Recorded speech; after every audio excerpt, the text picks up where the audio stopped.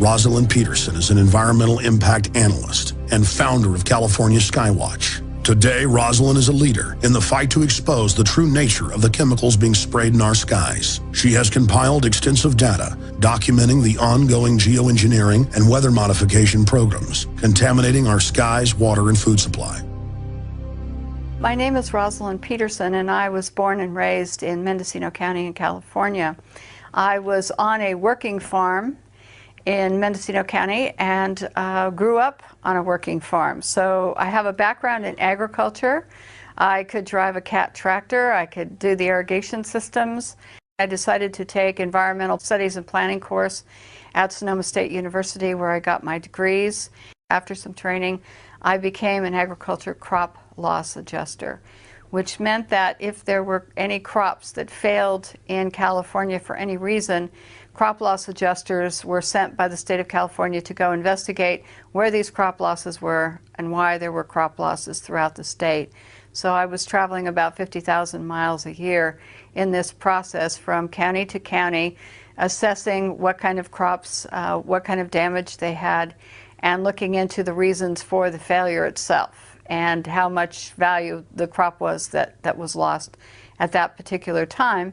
And then if there was a crop loss that was legitimate, then ranchers or farmers could be paid crop insurance for the loss of their crops. In '98, I began to notice just a little bit of tree decline on the property here. I began to notice that some trees didn't look as healthy, and I started to worry about that just in the background as something that was nagging, because I was concerned about losing the beautiful trees we have around here.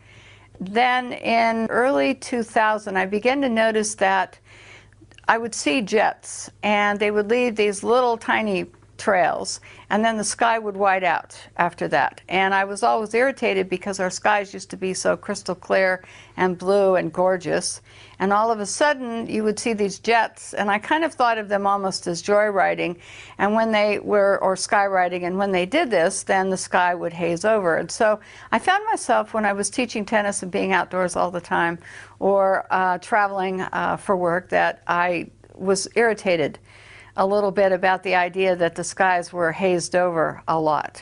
So that was the first inkling. And then in 2002, I was working for the Mendocino County Probation Department.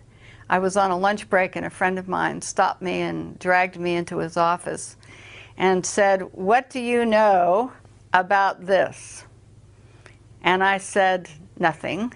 And so he said, "Well," he said, "look," he said, "I want you to know that something strange is happening here, and I'm really concerned about it. My brother, who's in the military, is concerned about this and has called me a couple of times to say he was concerned that there was something here that was going on that was not quite right." He couldn't go any further, but he did take me outside that lunch hour and say, "Today is a really bad day." And that's when he really brought my attention to watching the jets, and how the jets would leave a small trail and then it would expand into these huge plumes. And at that particular juncture of time, that day, I was in and bought a pair of binoculars after work and a camera, and I started taking pictures and watching what was going on. And that day I had never seen so many jets flying in so many directions, leaving so many huge plumes that turned into the, small trails that turned into these huge plumes in my life. And I knew that something was wrong. And that started me investigating what was going on. In the beginning, when I first began to see, notice the jets, I would see one, and then I would see some white haze. But I never did take notice of, really any notice other than some irritation when we hazed out.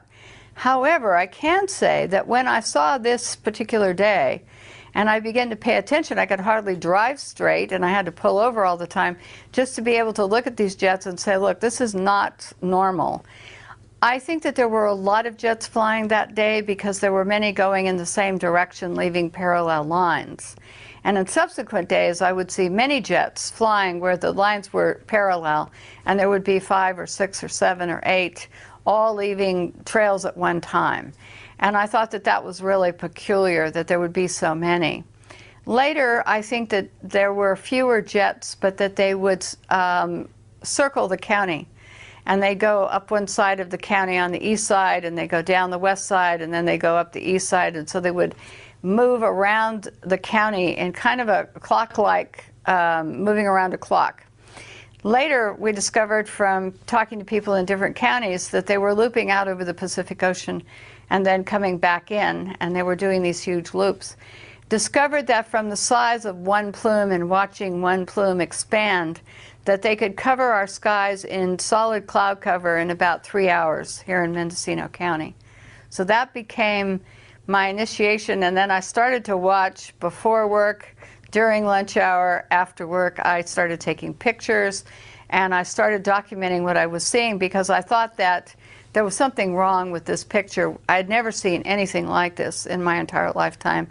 My mother, who was in her 80s at the time, I showed her, and she said, "I've never seen anything like that in all the years I've lived here. Nothing."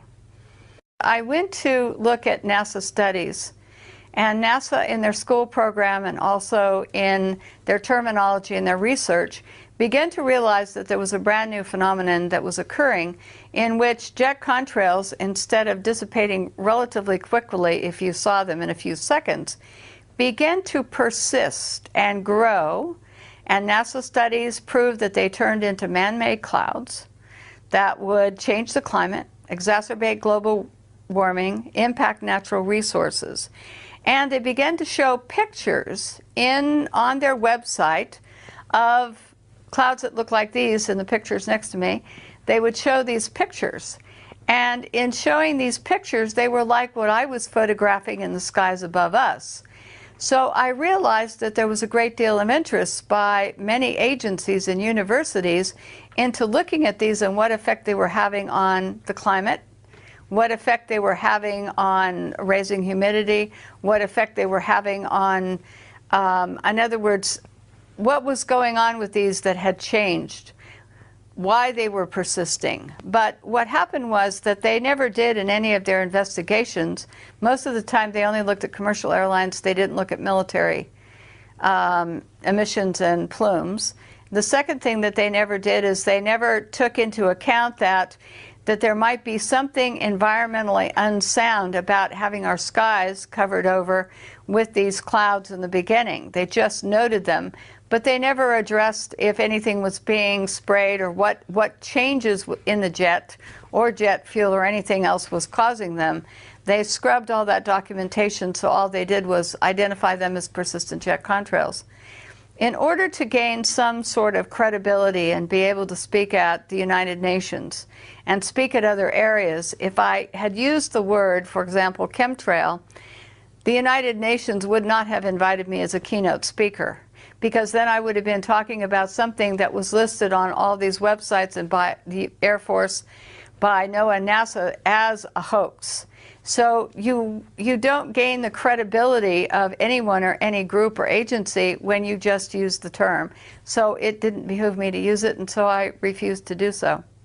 NASA, first of all, in the late 1980s, initiated a schools program for children K through 12. And they started in some foreign countries, and then they brought the program to the United States. And NASA began to have children starting to count contrails because they said that their satellites and also that they couldn't count them from the ground. So therefore they needed school children to do this as part of a kind of like a game. I think that they really began to want children to think that this was a normal phenomenon. And so in the late 1980s, this program started to go through. When we offered to give our videotapes and our pictures and called up NASA and said, look, we'll provide this because we've done day-to-day, time, date, everything on the pictures and on the videotapes. And NASA turned us down because school children, as they put it, were more reliable. Now, the other thing that was odd, I kid you not, this is what I was told. I mean, I was speechless at this point. But that's what I was told. So then the second thing I found out by calling the National Weather Service, and I would ask them, are you on, online, are you looking at the satellite? And they said yes. And I said, can you look over Ukiah? And they said yes. And I said, well, can you see a jet, leaving a plume? And so I was on the phone with them, and I found that within a few seconds, if a jet leaves the plume and it starts to get a little bit larger, not real small, but a little bit larger, they can see the plume expanding. And we were talking about the same one that was going right over Ukiah, and the plume was expanding. And I said, well, how come in your weather reports you don't talk about this as man-made clouds or persistent jet contrails? How come you're talking about this as being a front, a weather front? And they said, well, that's the way we deal with it because it's clouds. So we look at it that this is being, you know, a weather front is coming through and this would produce these clouds. Well, I said, but it's not being produced by a weather front. The barometer is not dropping. There's nothing going on. I said, how come you don't just use the terminology? And he said, well, we just don't. So it was an odd dichotomy of having your weather reporters who could see these on satellite, which told me that the argument that school children could do better and that they couldn't see the contrails from satellite, they can see them, and they can see the cloud cover. I even found out from the National Weather Service that they can see haze. They can actually, it's so good, they can identify haze. So I began to think to myself, well, if they're seeing all this, why isn't it being reported? And it's curious because no weathermen will talk about it. If Ukiah was, the sun was occluded and all these man-made clouds appeared over Ukiah and covered the whole thing after 3 hours, they would say, well, it was a front. But you could look to the west and there was no cloud, and the barometer hadn't dropped. There was no cloud front coming in from the Pacific. There was none from any direction. And yet we were covered over in this man-made clouds and haze. And they were saying that this was part of a weather front. So I began to find that I was not happy with what was being said about what we were seeing in the skies. So then it became identifying how long these trails persisted, filming them over time to see how much they expanded, how large someone got. We looked at the black contrails, we looked at the jets themselves, and odd behavior of jets. The configuration on the jets was absolutely terrible because all these agencies were saying it was increasing jet traffic, and yet we could tell from the flight patterns that we got from the FAA that a lot of the flights were military. They weren't normal flight patterns. My Congressman Mike Thompson from California, 1st District, due to several inquiries, got these maps for me. They're 3 maps, and they're from the FAA, and then his office sent them to me. And the map shows the San Francisco Bay Area, Mendocino County, and I had asked how many flights there were over Mendocino County. So he gave me 3 separate maps. One is incoming air traffic to Oakland, San Francisco, and San Jose. One is outgoing flights to those same locations. And then a third one was what they call intra-flights. And this is designated on the map in yellow. What we discovered was in Mendocino County there weren't many commercial flights flying over Mendocino County. So in not having many commercial flights flying over Mendocino County, we discovered that it was the intra-flights that we were seeing looping the loop around the county and making the X's in the cross hatchings. And from these maps, I first learned about intra-flights, and I also figured out that commercial airlines were in trouble.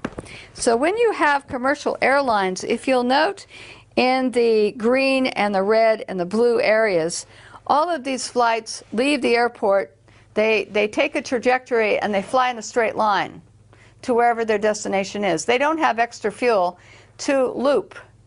The yellow ones, however, they do the loop around the county, and they have a few planes, not very many, but they can do many, many loops and back and forth crisscrossing.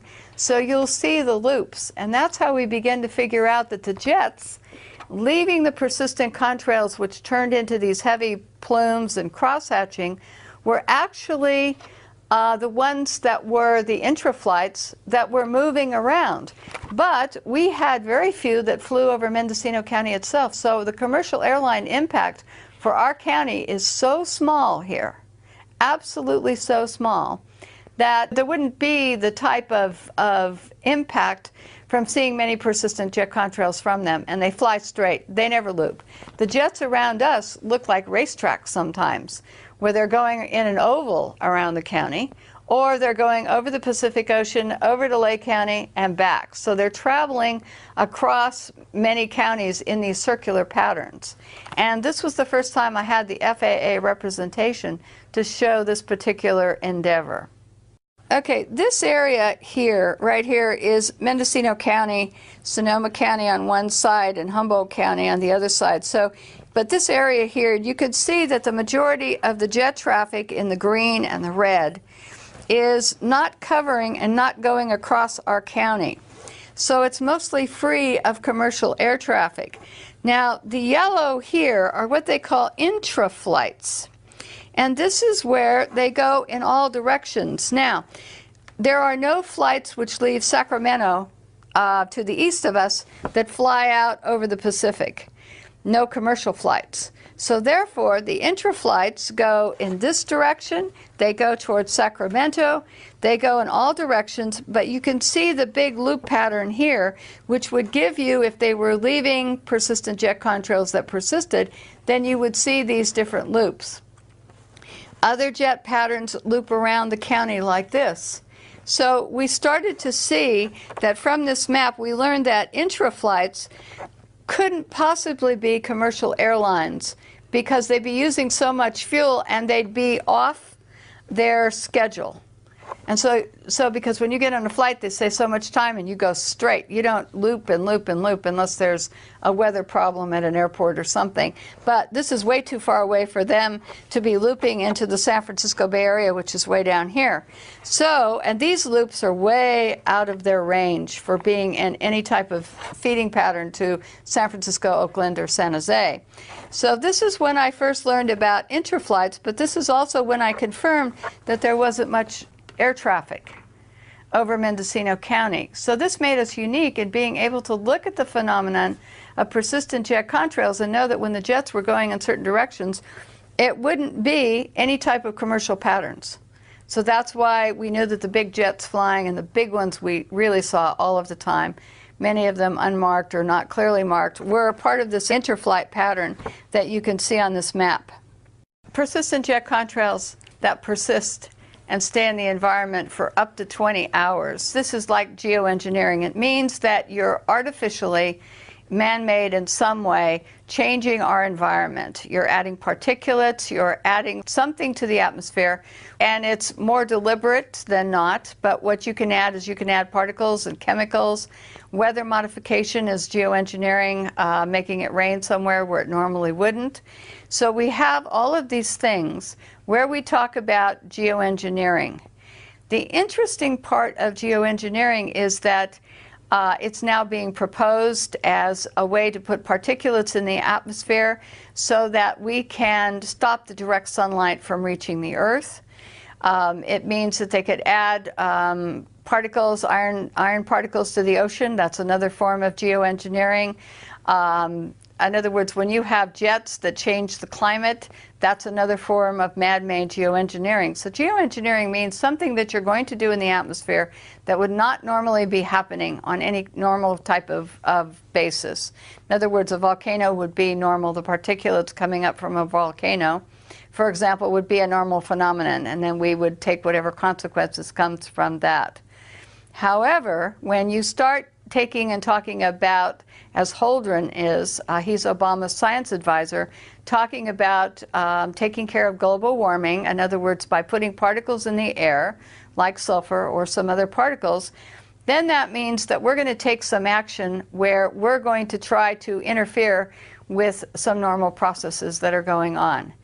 And the problem with this, for example, with sulfur, is that sulfur, in the sense of it, we took it out of diesel fuel in California in 2006. And we said we have to clean it up because kids get asthma from sulfur, lots of health problems associated with too much sulfur in diesel fuel. We take it out of diesel fuel, and then someone comes along, like Paul Crutzen, and he says, we're going to put it up in the atmosphere to obscure the sunlight so less sunlight reaches the earth, and therefore that will cool us down. But what about the health effects? If you have to take it out of diesel fuel, then my question is, why are you going to put up something that's not helpful into the atmosphere and try to change the process that we live under? And that's what geoengineering is. It's taking something and you're going to artificially induce something into our environment that's going to change for some reason. For example, stopping global warming or slowing it down. Let me go back to 2006 in November. NASA Ames in California had a meeting of geoengineers from all over the world. It was a big meeting. It went on for a week, and it was not open to the public. During the course of this meeting, they were talking about these different geoengineering projects that they were studying. These were university professors, different people, and there was many proposals that were put forward at this meeting. I was lucky enough to be present at the one-day public event that they had on this meeting, where several of the scientists and college professors spoke at this meeting with regard to geoengineering. One of the things we have on tape, because it was allowed to be videotaped, is that they were talking about the word geoengineering. And many of the geoengineering people in 2006 said that they had kept the word out of the public realm because they knew that if the public would find out about some of their schemes of putting chemicals into the air, to shooting salt into the air, all kinds of different experiments, that the public might say no.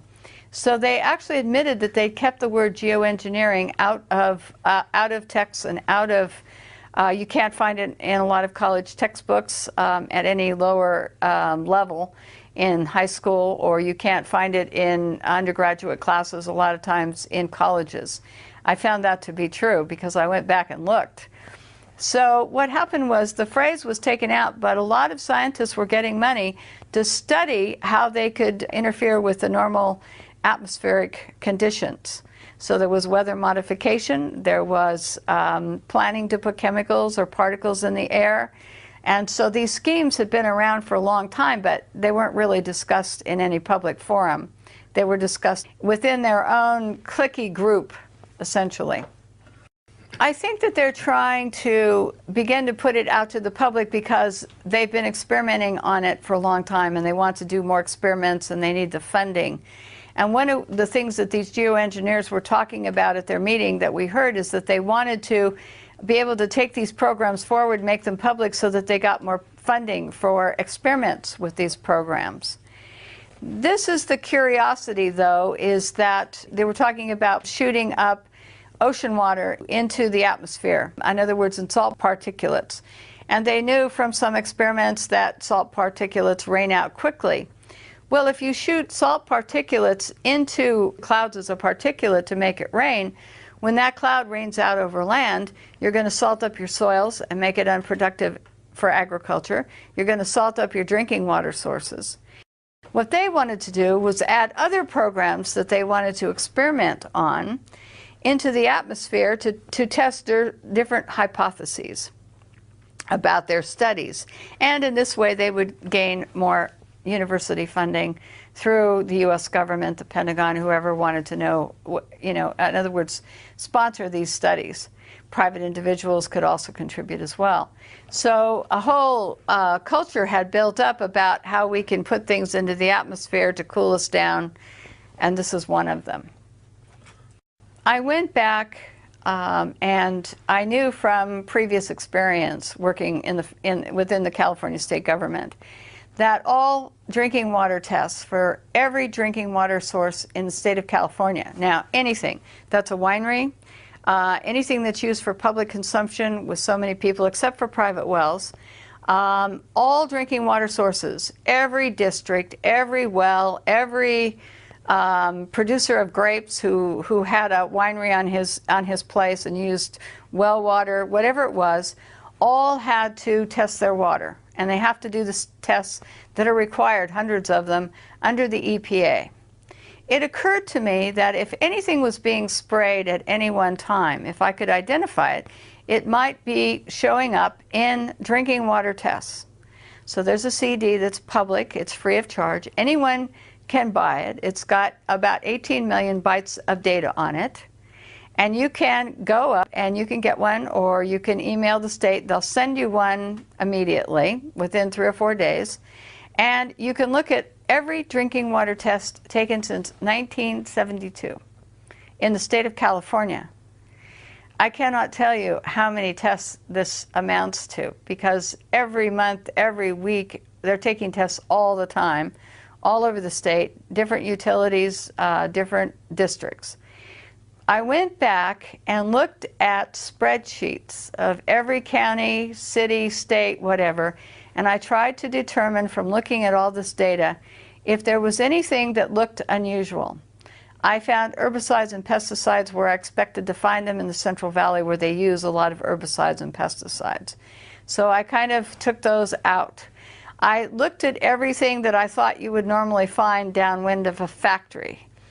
After I got rid of all of those, I began to look at, was there anything showing up in all the drinking water spikes across California on a pretty consistent level? Initially, I looked for things like barium, aluminum, manganese, magnesium, calcium. I looked at what the pH of the water was to see if I could find any blips in pH. But what I discovered was that during the course of the year, starting in 1990, no less, that the water sources were all registering unusual spikes. Now, they weren't spiking just alone. Almost every water test in the state of California was showing spikes in a certain year and a certain month for certain of these chemicals. And I have a list of them, and I will be able to give them to you, but I was absolutely amazed and surprised about these spikes, and I said, what's going on?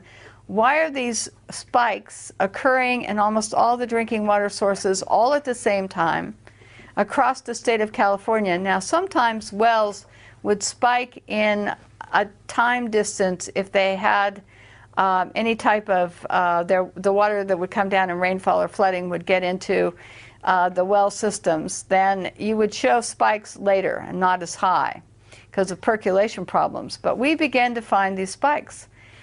And it began to tell me that somebody somewhere was beginning to use inordinate amounts of arsenic, barium, aluminum, calcium, manganese, magnesium, and that all of these things, lead, iron, were all spiking at the same time. How can you have them spiking in the same time across the entire state of California when prior to the 1990s, and they were testing for these chemicals prior to the 1990s, that they weren't showing up in water systems at all, or they weren't spiking?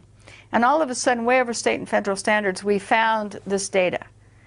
A friend of mine took and graphed every single water district, every single piece of data, and we now have a graphing program so we can look at any water system in California, and we can determine if they were spiking in unison with any other water system across the state of California. It took 300 hours to write a program to do this. Monumental chore to do, but we now have it, and we can show you the graphs. We can show you the actual water data from the state and show that these are unusual spikes. My job then began to go and look at graphs that were provided by the California Air Resources Board. And what we discovered is that the spiking from the California Air Resources Board air tests were also spiking in the same years and at the same time, and coordinated with the spikings in the water supply, which led us to believe that this was something that was airborne and had to be hitting us from the air. Now, the California Air Resources Board did do a number of tests to see if any of these chemicals over time, and they weren't doing it because of us, they were doing it out of curiosity, but they did run some tests to see if any of these chemicals were coming over from China. And what they found is, if it wasn't in any great quantity, and for the most part here in Mendocino County, where they had one test site, there wasn't anything coming over. So that led me to believe that it had to be over us. Something had to be happening that was happening here versus maybe somewhere else coming in from the Pacific.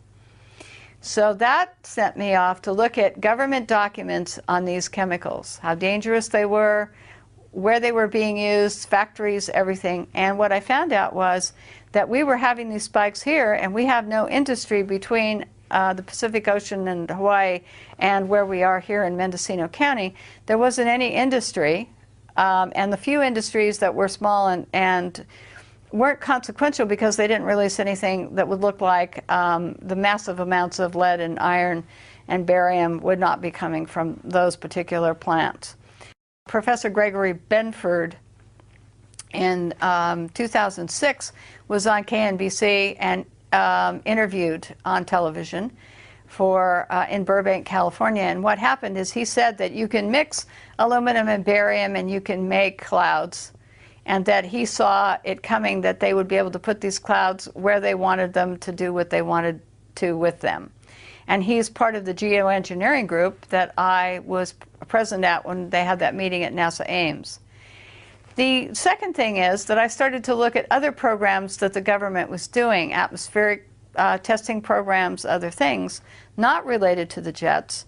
And I began to find that these chemicals were being shot up on the space shuttle and shot up on rockets, and that they would send canisters packed with sulfur hexafluoride, which is a man-made chemical which exacerbates global warming, barium, aluminum, trimethyl aluminum, strontium, lithium, and they would send the canisters up, release them at different levels in the atmosphere, and to do ionospheric testing they would superheat them till they exploded, and then they would do these chemical reactions, much like explosions you would see from light shows and things like that. You'd have this big explosion, and then you would go through and these chemicals would blow up and intermix. So the barium, I began to think that were these coordinating, these atmospheric tests, were they coordinating with the spikes in California and other areas? And I believe that from some of the data that I looked at, trying to correspond the dates of the tests, when they were done, and also the water data and the air data, I think that some of these could have actually added to the water pollution in the state of California airborne, because this would come down. Now, a lot of people have associated the jets with releasing different types of chemicals. I do know from the EPA that there's a whole host of chemicals, jet fuel emissions, and they're highly polluting, just like automobile exhaust. Carcinogens are involved in them. They deplete beneficial atmospheric ozone. They have crop damage associated with them. Some of the chemicals are involved in short-term memory loss, other things. So we do know that in this plume, it's not benign water vapor and ice crystals. But I could never find any documentation which would say that anything else was being sprayed.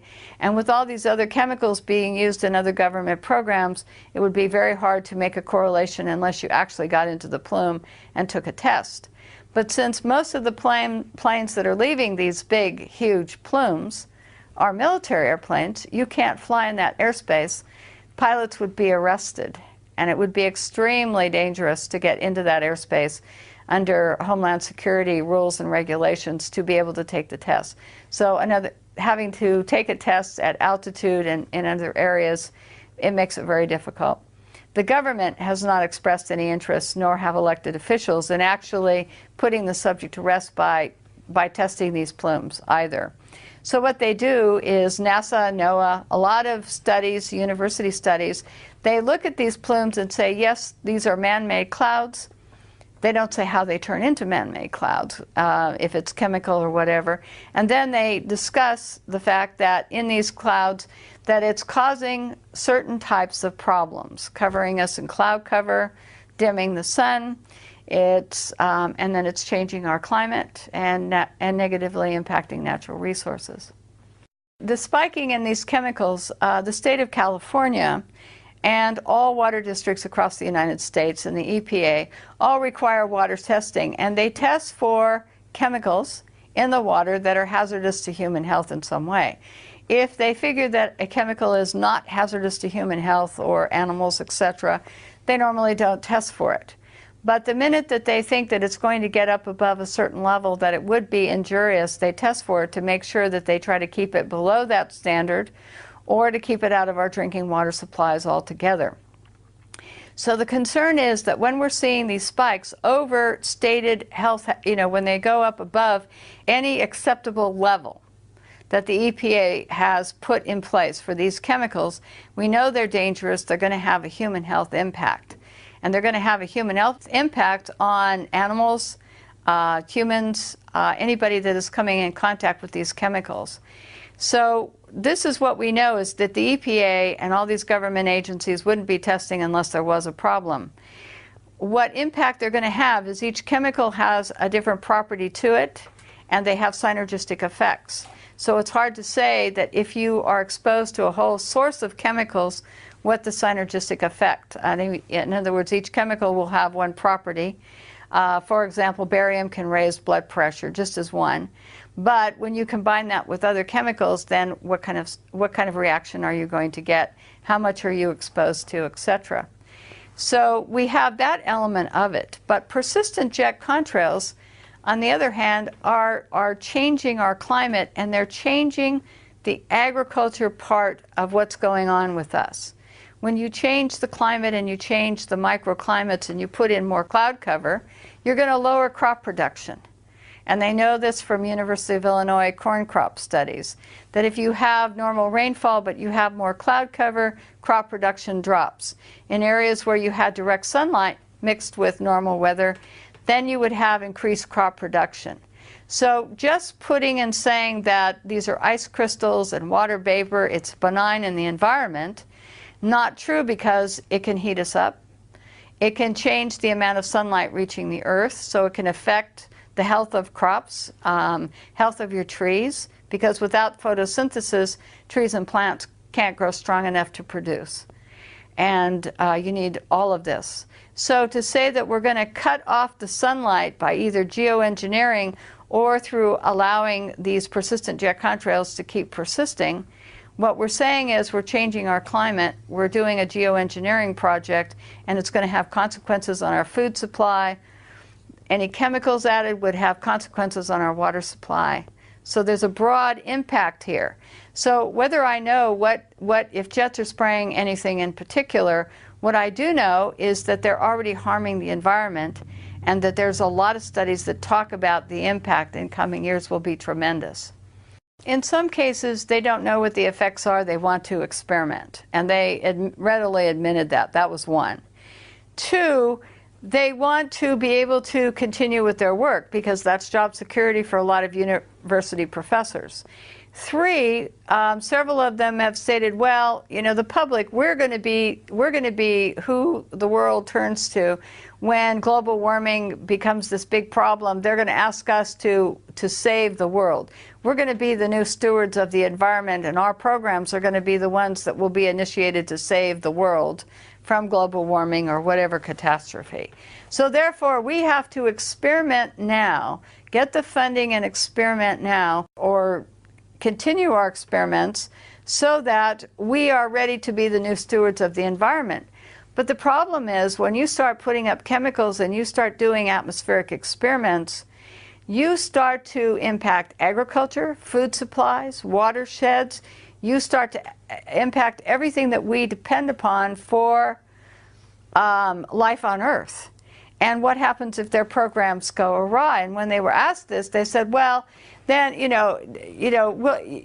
it's just an experimental program. Well, if someone gets hurt or harmed, well, so what? Their attitude was very cavalier about this. And Professor Benford actually wrote a program about the Arctic, and they said in his article, he even said, well, if something goes wrong, why, it will wash out eventually in the long term. And if you have to sacrifice a few people or an area like the Arctic, then that's okay, because it's all in the realm of scientific study. So it's a fascinating article to read. I think it's actually the underlying cause of all of this, and some of the funding is military funding, because the military wants to be able to control the weather. The military has got an agenda that if they control the weather, they can control any country to make it do whatever they want. And many documents, Owning the Weather 2025, There's several documents in which they talk about how rather than having some weapons of mass destruction, in other words, bombs or something, if they could control the weather in a country, they could actually force them and say, look, we will put you in drought, we will put you in floods. So some of the experiments with the weather modification and other things that the geoengineers are doing would mean that it would be a military application, and a lot of money comes from the military sector for this. I've looked at some of the universities, and I looked at the funding chain, in other words, who's funding these, because it has to be public, and we know that the military is also initiating programs and paying for funding. So when you look at the funding stream, you can see that it's private corporations, you can see that it's the military. So there's a lot of funding in there that's not coming from you and I because we couldn't afford it.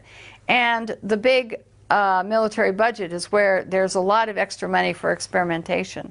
So that's where a lot of the funding. And then it's private corporations who will make money from these experiments going in and will produce whatever's needed to do these experiments. So that funding is coming in. It's like the CRES program, the CRRES, when they were sending up these canisters loaded with chemicals to superheat. Well, that was a NASA budget, that's the US Air Force budget, and then they do ionospheric testing. Well, how do we know what impact that had on the environment that protects us around the Earth? We don't really know. We just don't really know. The first thing that we started to notice about jets and these engines is they would leave a small contrail, very small. You would see it behind the plane, it would disappear within seconds and be gone.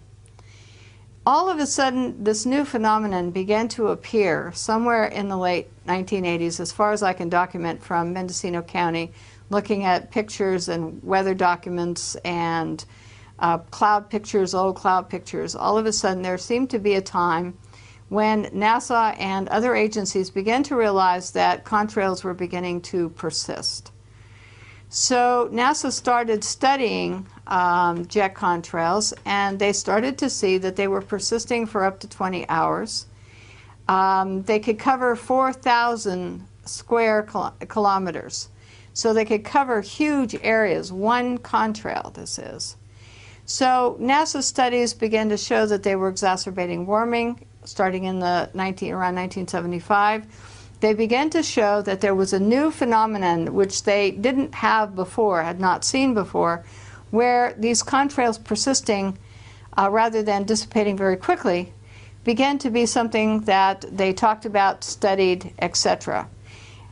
We don't know, in other words, why they began to persist. This is one of the curiosities here.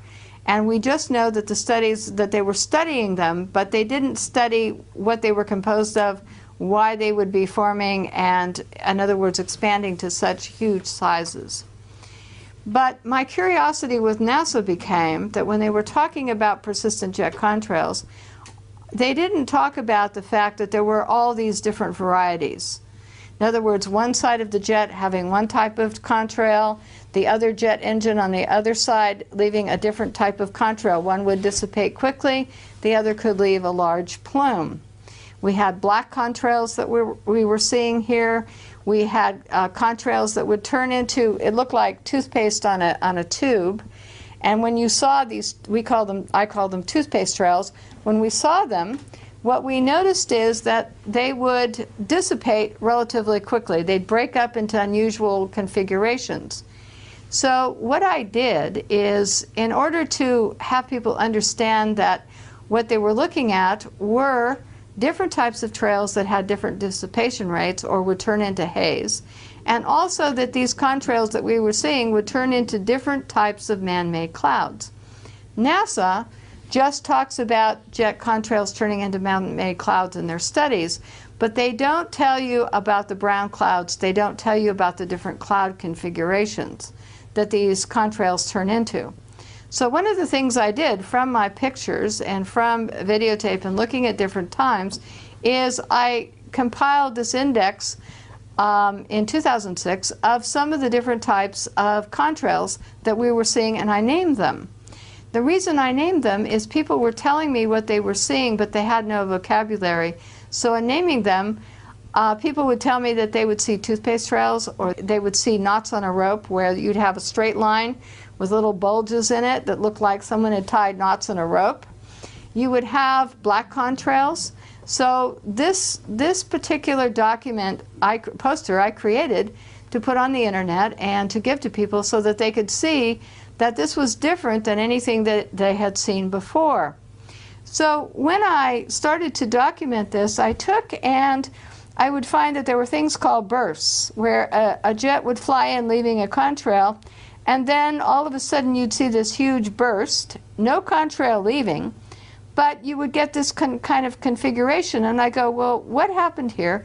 Why did this create a burst which then expands for miles and miles and miles over the sky above us?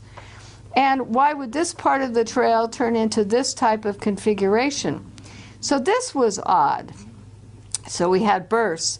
Then this configuration, on the same day we'd see other jets flying in, and it would leave bursts that look like this. And after a period of time, they would turn into these kind of little cloud formations that would hang out in the sky around this bigger burst. Now, other trails that would be left would be absolutely huge in configuration, and they'd start small, like up here. Every one of these contrails started very small. This is a fine line. But then after watching for a minute or two, we would figure out that it would turn into one of these other configurations.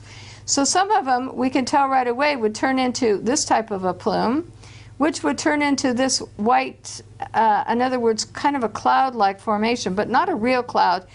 It's a man-made cloud according to NASA, and it would cover the whole entire sky.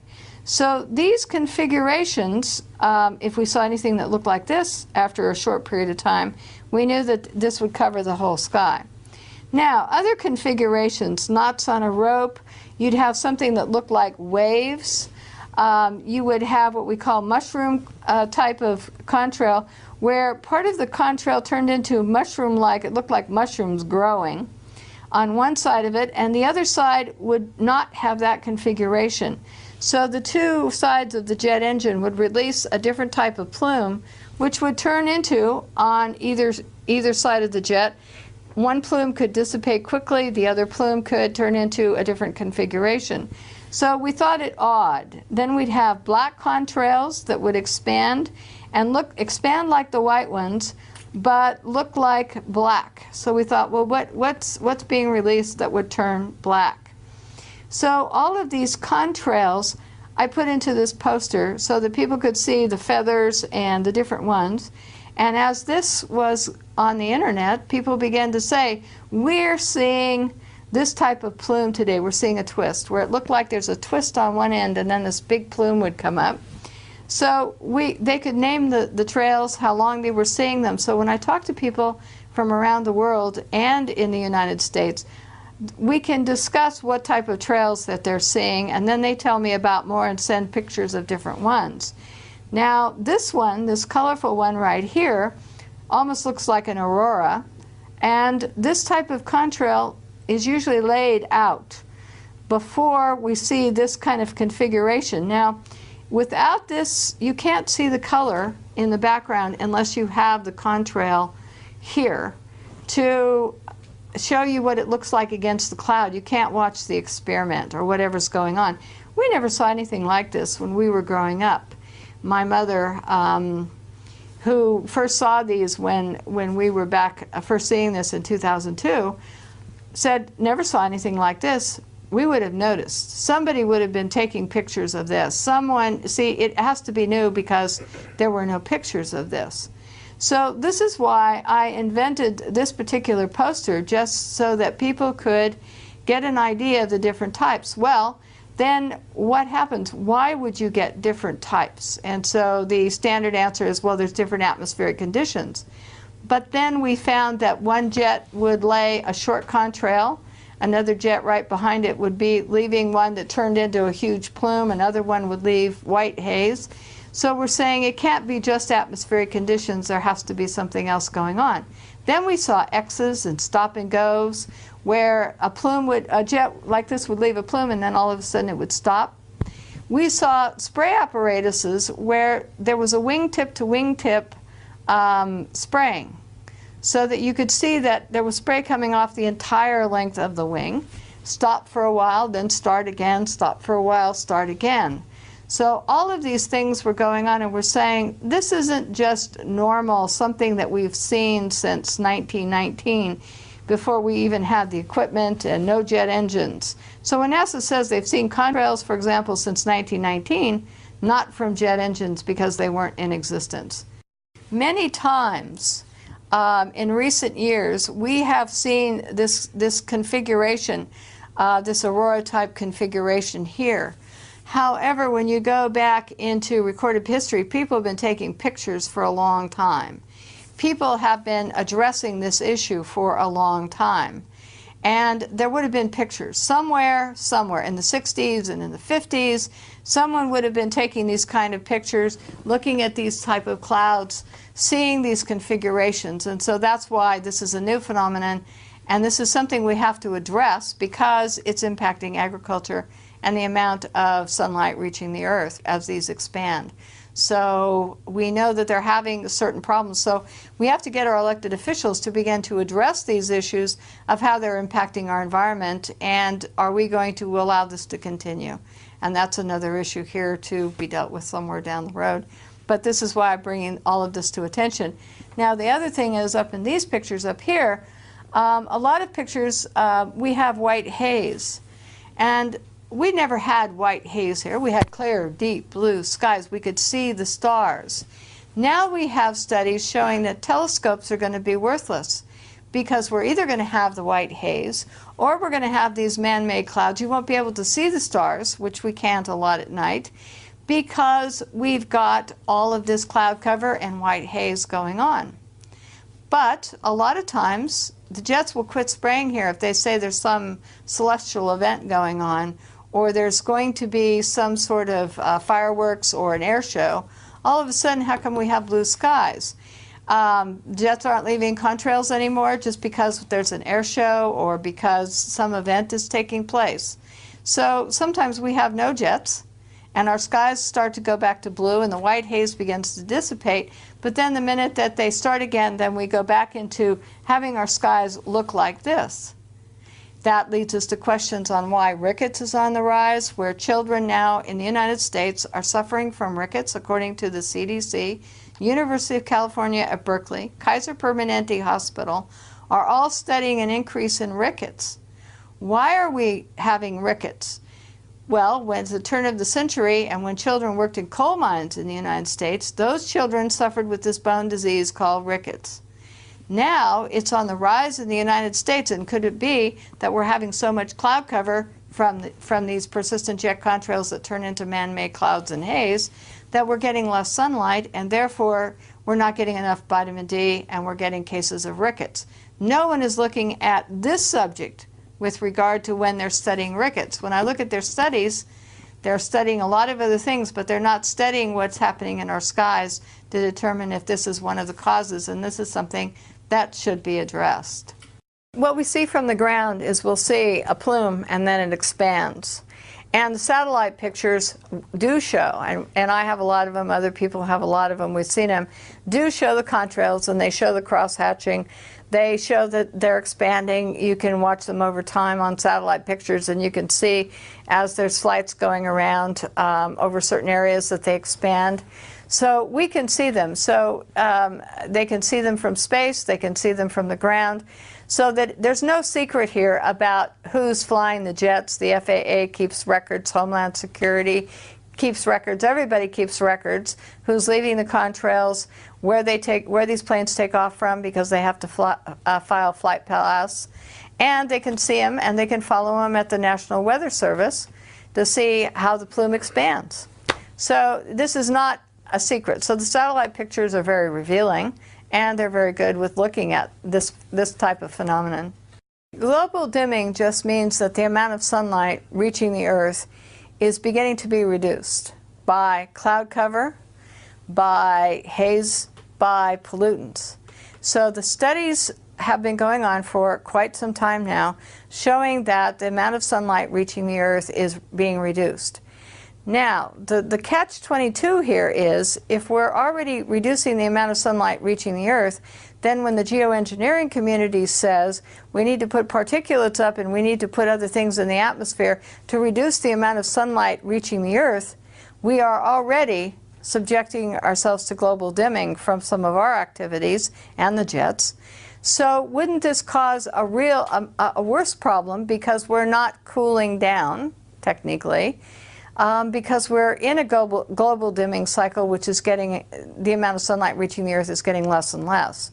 So I have some questions about global dimming, and also about scientists putting more things in the air to stop sunlight reaching the Earth, because if you don't have the sunlight, then you don't have crop production as well. So human health decline, mentally, depression, all kinds of things can happen because we obscure the sunlight from reaching the Earth. Weather modification means that someone puts a chemical or particulate, something into the air to seed clouds to get them to rain out or to snow in areas where they may not rain out or snow if left on the normal weather cycles. So weather modification is done throughout the United States. Anyone can modify the weather at any time without any congressional oversight, no state oversight, for the most part, except for Texas has an advisory body. But people can go and modify the weather. They may or may not have to report to the federal government, NOAA, and if they have to report to NOAA, NOAA can probably waive any requirements for reporting, and that's why we think that we don't see a lot of ongoing weather modification reported in the eastern part of the United States, is because they may be waiving the requirement. We're not sure about this, but that's another level of investigation. However, documents that I obtained from NOAA, that all public record, anyone can obtain them, show that there's over 60 ongoing weather modification programs in the states that are marked in yellow. Now, I designed this because of NOAA documents, and documents from Canada and documents from weather modification companies who were openly talking about doing weather modifications in other countries. So the yellow part of this section is all ongoing weather modification programs. They can use rockets, small planes, large planes. They can use any method to ground-based applications, shooting things into the air. All these can be used in weather modification by companies or states or cities, private companies, private individuals. Anyone can modify your weather. Now, they don't need public consent, public permission. They can use any chemical that they choose, experimental or silver iodide, which has been around for a long time. And so all of these programs are ongoing. One weather modification can modify 184,000 square miles at one time, and that's bigger than the square miles of the state of California here. California is only 164,000 square miles, and yet one state is modifying 184,000 square miles. That's bigger than Idaho is modifying, only has 63,000 square miles, but they can modify 184,000 square miles. So the range that they're modifying is into other states over other areas. Now, you can have rain enhancement, snow enhancement, you can have hail suppression, they can dissipate fog, all kinds of programs are going on. But most of it is involved in putting rainfall or snow, more of it, or into areas where it doesn't usually get very much. So you can, the major impacts are agriculture, watersheds, tree areas that might be subjected to not getting as much rainfall, and once these programs are implemented, they can't control the end result. So you could get flooding, too much rain, not enough rain. Now, Wyoming, for example, here, decided in 2006 to put more snow into the Wyoming mountains than ever in recorded history. And what they intended to do with that extra is to run it all into Southern California to feed Southern California's thirst here. So they implemented the program, and they were extremely successful. Never had Wyoming had so much snow in its mountains. However, since that time, Colorado and surrounding counties in Wyoming have on and off suffered drought, extreme drought, and they have less water coming down the Colorado River. There's less in the watershed. So you're having a problem that when you modify in one area, you're going to subtract or have a negative effect on another area. Siskiyou County up here in the central part of the state, up north of us and east, fought PG&E and solved the problem of the weather modification that was going to be implemented there, because they said, we don't want you to modify our weather to put our snow and our water somewhere else. So they put a stop to PG&E modifying the weather. However, the city of Los Angeles is now got a weather modification in the San Gabriel Mountains. And this weather modification is new, starting in 2008. And now we're having complaints from agriculture producers in this area that they're in drought and not getting enough rainfall. The Panhandle, Texas ranchers are complaining bitterly that weather and their snow and rainfall is being redirected into other areas by weather modification programs, and that the grass isn't growing, so that they either have to feed their cattle or go out of business. And there's an online discussion of that on March 6, 2008 that you can download from the Texas regulatory body here to listen to their complaints. And they even feel that some of the weather modification programs have triggered tornadoes and unusual weather events in their areas. So this is what it looks like here. Canada modifies the weather here.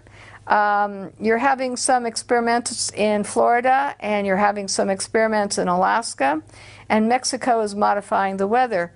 So as the jet stream moves from west to east, California and PG&E says, well, if we need extra water, we can take an extra 10% of the water from one of our programs and keep the water from traveling into Nevada. We will have it rain out or and put it in snow, and we will have that do that so that Nevada could get less water.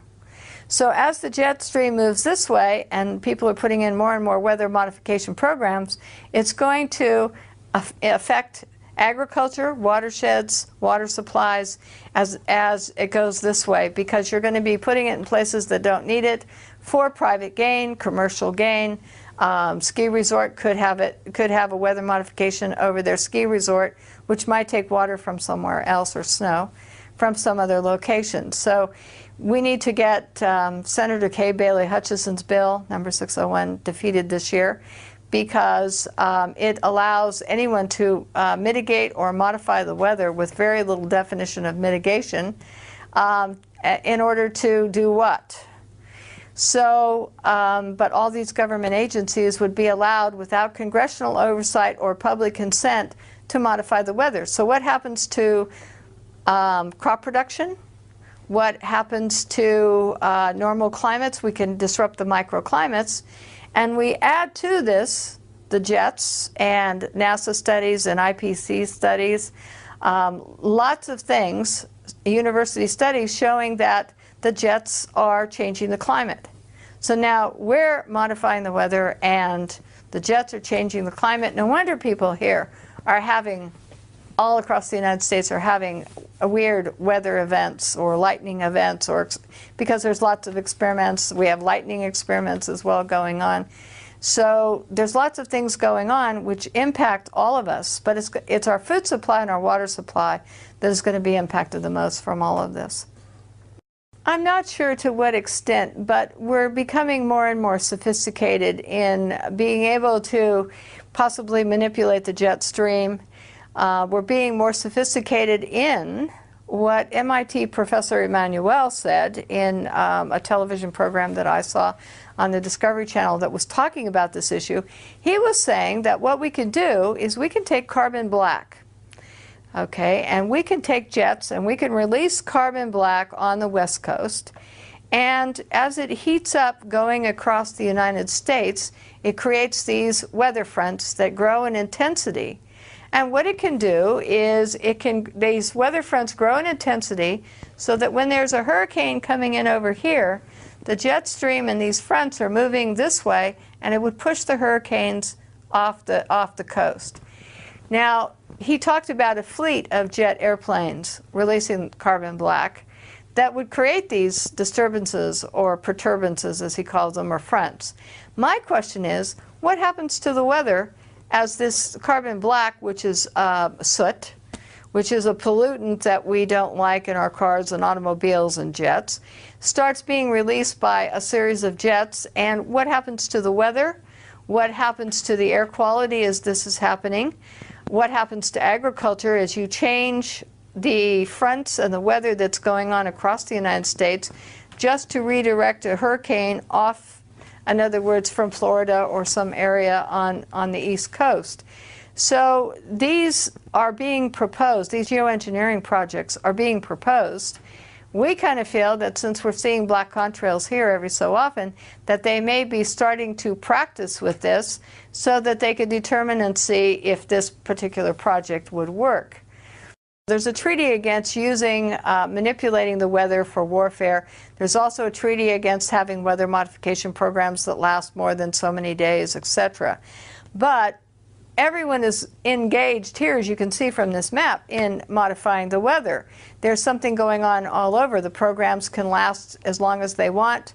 All this is going on, and as we perfect this and do studies and research and they perfect, more and more they will be able to control the weather, change what's happening, and when they do that, they disrupt your watershed, the water supplies to your watersheds, and they disrupt agriculture and the microclimates needed to produce crops.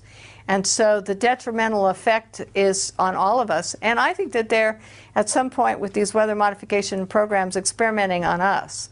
In other words, we're the guinea pigs to see that if we do this, then we may have this effect. And we could be used to perfect it. And since there's no oversight, no rules, any chemicals can be used, any experiment with regard to the atmosphere, and that the public has no say, then this is a dangerous thing that we're experimenting with, because we could be destroying our own food supplies.